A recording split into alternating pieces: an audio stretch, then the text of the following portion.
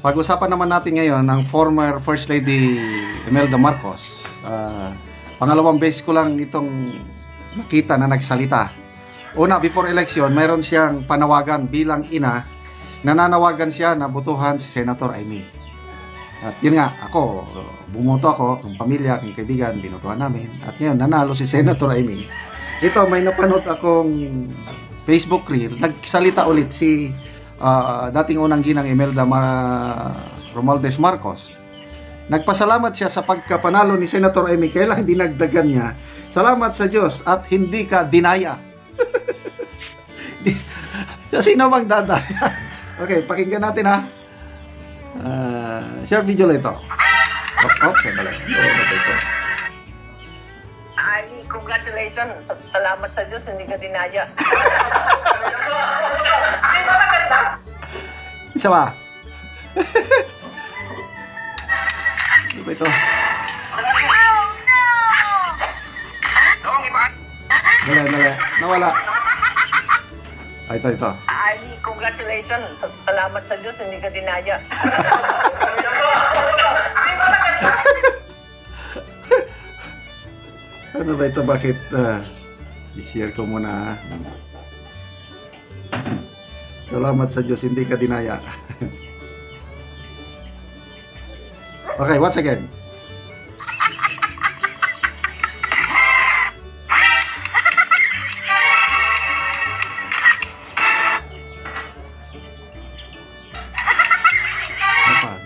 Ito na. Ay, congratulations. Salamat sa Diyos, hindi ka dinaya.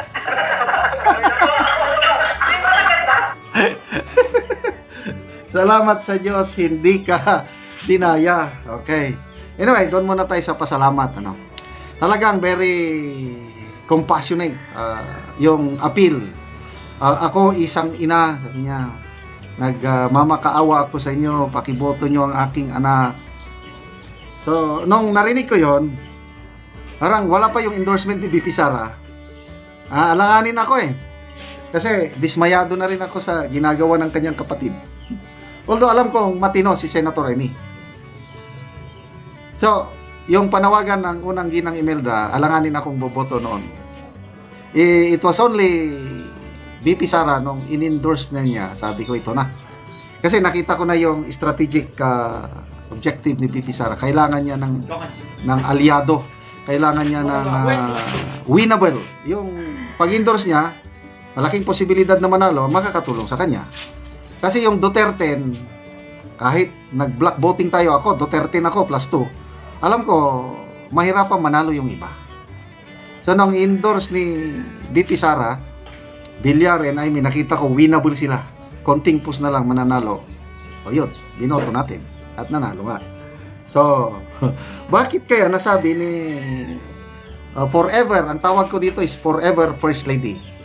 Hindi siya perfecto as First Lady. May mga pagkakamali. Kaya lang, nasaksihan ko yung laki ng naitulong niya sa ating bansa nung kapanahunan nilang mag-asawa. Marcos Sr. and First Lady Lisa. First Lady Imelda.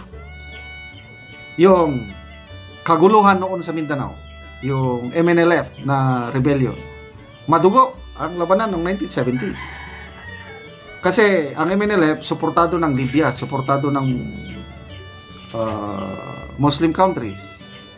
So, sinong gumalaw, sinong pinalakad ng Apo Marcos Sr. para magkaroon ng ceasefire at nagkaroon ng autonomy sa Mindanao? Si First Lady Imelda. Siya yung pumunta, nakiusap kay Libyan leader Colonel Gaddafi. Gaddafi pa yun? Na nung una, ayaw harapin ni Colonel Gaddafi. Lang, dito mo makita yung charm ng unang ginang Imelda. Nabasa ko yung kwento, paano niya na later on, nag-persevere muna, hindi siya nag-give up kasi ayaw harapin ng Libyan leader. Ngayon, nung nakita ng Libyan leader, Colonel Gaddafi, ang pagpupursige ni First Lady Imelda, nagkausap sila at yun, nagkaroon ng Tripoli Agreement 1976. Kaya tumigil yung giyera sa Mindanao. Yan, kagagawa niyan ni First Lady Lisa First Lady Imelda Romualdez Marcos. Ano pa? Yung CPP-NPA lumalakas na. Kasi suportado ng China ang grupo ni Jose Maria Sison. Yan, pinadalhan ng armas. Kaya yung MB, ilanan ba yun? Barko na libu-libong armas na nasamsam ng ating gobyerno sa ilanan Isabela. Delikado na tayo noon. Kung tuloy-tuloy yung suporta ng Communist China, baka mahulog tayo ng komunismo nung panahon yun. So anong ginawa ng Pangulong Marcos Sr.? Pinadala niya pinadala ni Apo Marcos Sr. si First Lady Imelda sa USSR muna para mag-establish ng diplomatic relationship with USSR despite sa pagtutol ng US government kasi Cold War noon. Kaya lang may sariling diskarte ang Marcos Sr. Hindi siya nagpa-control sa mga US. Wala. So, hindi yun ang tunay na independent foreign policy. So, First Lady Imelda, yun. Nagkaroon tayo ng diplomatic relation sa USSR. Sunod taon, dito naman kay Chairman Mao Zedong sa China. Naging matagumpay din. Nagkaroon tayo ng diplomatic relationship with China. Since that time, wala na. Tinigil na ng Chinese government ang suporta sa CPP and PNDF. Kaya, hindi sila nanalo. Yan po ang marami pang nagawa ni First Lady Imelda Marcos. Sinasabi ko lang ito, hindi siya perfectong tao.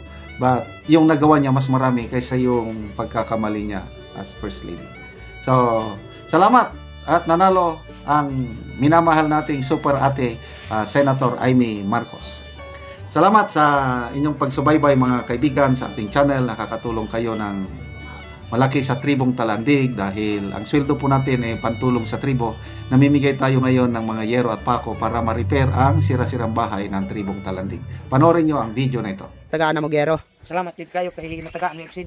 Kay dili na sad mi matuluan ako lang. Salamat gid kayo. Juk pa ikaw. Salamat gid kayo. Kay natagaan ni Exid dili na mi maulanan. Salamat gid kayo.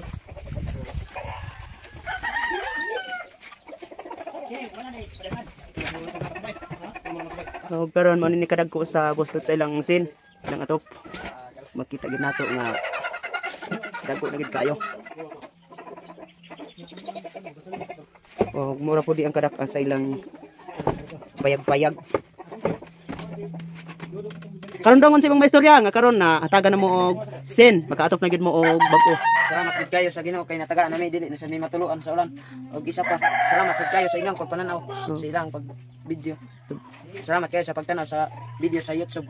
Salamat. Sige, salamat.